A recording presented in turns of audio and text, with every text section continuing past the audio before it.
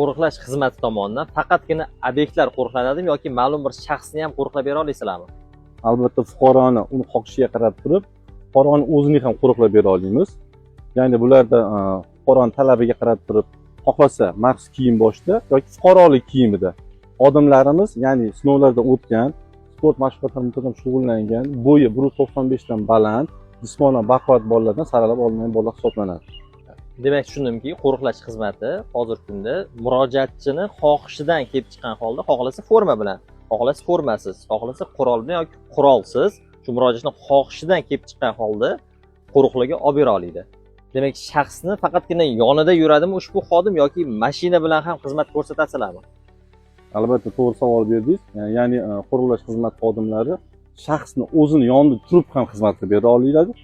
Uni talabidan kelib chiqib, xizmat mashinasida ham shartnoma asosida xizmatni amalga oshiradi.